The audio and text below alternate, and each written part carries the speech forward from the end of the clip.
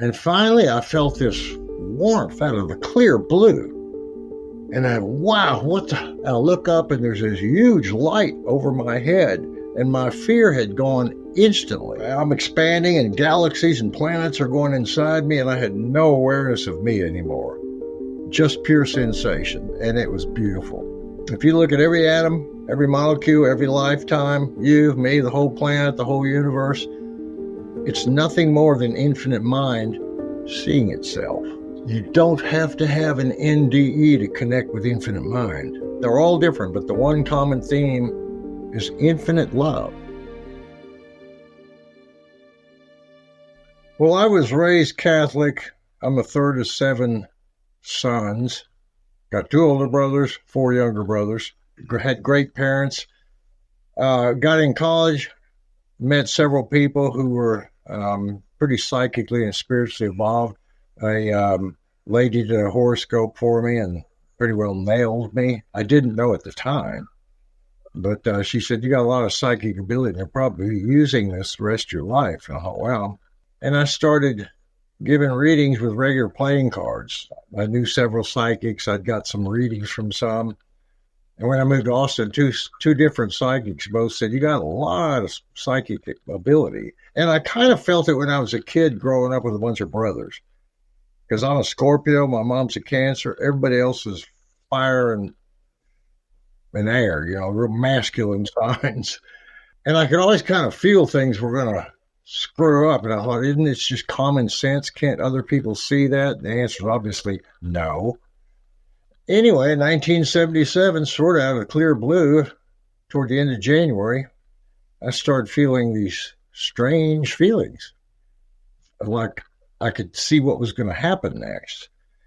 First with my roommates, and the next day walking to the store, I could pick up people's thoughts. Later that night, I went to a bar. And as we walked in the bar, my roommate and I, there was a particular spot, I felt this sort of premonition about something, didn't know what. Later at the bar, it was too noisy in the band room. I walked back into the front area, sat at the bar, and then I thought about walking outside, getting some air, and all of a sudden I'm out in that spot when I walked in. And I saw people walk right through me. And I opened my eyes, and I'm still in the bar stool, the door opened, and they walked through, and they were dressed exactly as I'd just seen.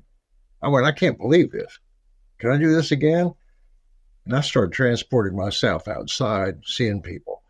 My roommate came in, I showed him this, it blew him away, blew me away. By the second, third day, this psychic ability had gone so intense that it was no longer like real normal life at all. But the wall that normally separates our conscious mind from our subconscious, mine just kind of dissipated. We're supposed to have that wall there so we can deal with our normal lives in a normal level. And it dissipated, and I started seeing everything from a parallel universe, subconscious, spiritual, psychic. After about a couple days, I started feeling these monitors, these guides. Something was watching me. Something knew more about what was happening than I did, because I had no idea on one level of why or where this ends or how do I turn it off. Okay, I got the picture. I know what's happening to some degree. But I kept feeling these sort of guides watching me, and that's sort of the only comfort I got. Not the only, but that definitely gave me comfort. Anyway, at the end of a solid week of this intense, could not turn it off psychic ability, I was terrified. The terror had taken over the ecstasy, the enlightenment. And so I was racing down Guadalupe Street, crying and screaming and praying, and Guadalupe Street here in Austin, a bunch of people were watching me. I didn't care, And finally, I felt this warmth out of the clear blue. And I look up, and there's this huge light over my head, and my fear had gone instantly. In fact, it felt warm, spiritually, mentally, down my body. I looked around and looked at this whole circle of people who gathered around me because they didn't know what the hell I was doing. And they didn't notice it. They didn't react. They were just staring at me like, you okay, buddy? And then I saw this, like a crystal table about this thick. And that's where the light was coming. And it was coming through the palms of the hands. of these 7 white-robed, I couldn't see their faces. It was kind of like gray because their faces didn't matter. It was their presence. And they said, "Do you trust us?" And I said, "Wow, you're the monitors." And they said, "Yes, do you trust us?" And I said, "Man, I'm so glad you got, I don't understand what's that. Shh, do you trust us?" They asked that a couple times. I finally said, "Absolutely." Long story short, within 2 seconds, I was hit head on by a speeding car. I was outside the car, saw my own body getting toppled over. Then the whole city of Austin turned into a little dot, and then the whole earth did. And I saw the whole earth from 360 degrees because I was expanding outward in all directions. So anyway, I'm expanding, and galaxies and planets are going inside me, and I had no awareness of me anymore. Just pure sensation, and it was beautiful. It's the most beautiful feeling of going on a beautiful protected joyride. And planets and galaxies. And then all of a sudden I got to what I felt like was the edge of the universe.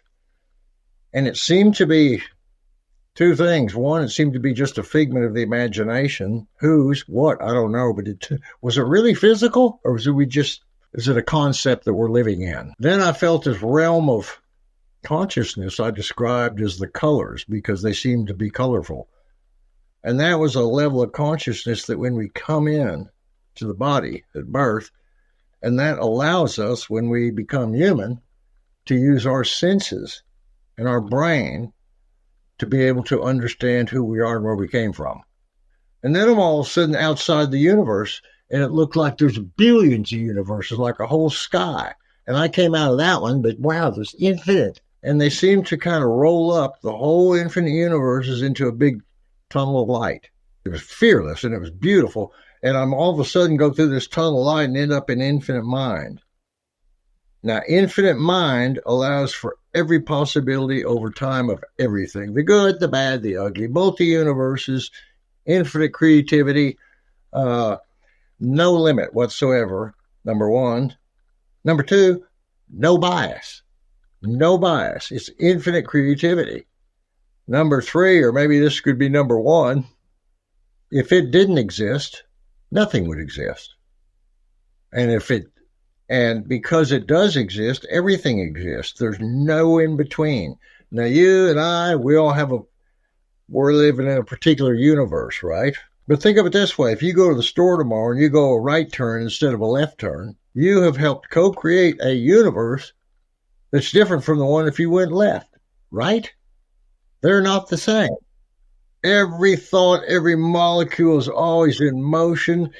What we see is a pretty seamless, but there's multi-universes randomly intertwining, and the beauty and the mystery of that is incomprehensible from a lot of perspectives. I can only kind of describe it in the abstract to some degree. No matter what it is, it exists in some reality, in some universe, maybe not the universe we're in right now, but there's no limit. There's no limit to how much manifestation can happen, whether it goes from an atom to a molecule to a universe to you to me to black holes and start over.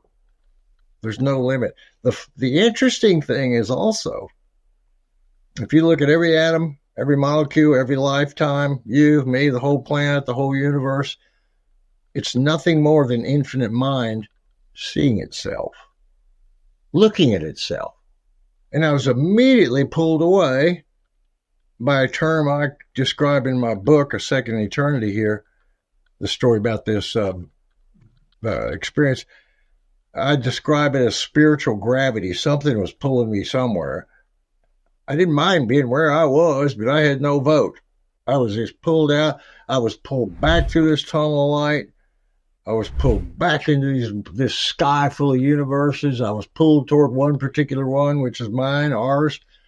Got in that, collapsed, felt the colors again, collapsed into time and space. Still no idea who I was, but a little bit apprehensive because where I was really nice. Now, where am I headed? What's going on? And then I saw the earth, and I started heading this way, and I started thinking, I'm connected with this place somehow. And then I saw 3 series of pictures, which I described in my book. The first is what we're going through now. The transformation, the Aquarian age, the second coming, whatever you want to call it. It's a 100-year, 150-year transition from a high. We're at the peak right now. We're getting at the peak of seeing all this chaos and problems and holes in the boat and social problems. Then I saw pictures of the other side. What's coming after all this? And it was a beautiful world. It's a very different world. It's the age of Aquarius. We're working on different energies or different, now I don't know if there's going to be 1 million people left or 12 billion on the planet. I don't know. It's all in change, in flux, and every individual's free will affects the overall outcome to some degree, and everybody can make a right turn and make that universe happen, or a left turn and make that. So, but what is written in stone is that we're going to that level of consciousness one way or another, because there's no other alternative. That's the next stage of human evolution. Then I saw pictures of me. I didn't know it was me. I saw this musician that was struggling, and he's playing piano and he's touring in different places. And then I saw my body right on, and I thought, wow, that's me. And I jumped into my body and I opened my eyes. There's a red-haired guy just hanging over me, screaming and hollering. I opened my eyes and there's red hairs all over my face. He man, I tried to stop. I couldn't stop. He was red. Terrified. I felt no pain. I was not hurt. I didn't get a scratch. In no time, a bunch of cops and ambulance and police. And what's funny, they're all looking around for a bloody body in the street, and there ain't one. I'm up there talking to these people. They're going, he's the guy. I went, yep, I'm the one. How are you even standing? I said, I'm on my feet like you, How are you not hurt? I'm not sure what would have happened had I not had that experience, but I did. Now, this is 77 in February. For months and months and months, I kept wondering why I had this. I had to know that. I mean, would you guys just pick me at random? What the hell, And 8 months later, 9 months later, I forgot exactly when because it just blew me away. Second most profound experience of my life ever. The first was what I just described, the voyage, and the week before it, and coming back and trying to figure it out. I kept asking my guides 8 months later. I didn't see him this time. I felt him. I'm out there playing my guitar, and once again, I'm wondering, why didn't I? And all of a sudden, I felt him. And it's like they were sitting somewhere in my front yard, and they shot this light into my head, and I heard their voices. And basically what they said was, you had this experience because you always wanted to know. You're an altar boy, you're asking about God, you studied Psychic Billy, you read, you prying doors open, you're ready for the truth, you could handle the truth. We took you, took care of you, brought you back. Any problem with that? Thank you. It's all about attitudes, intentions, perspectives. That you can change.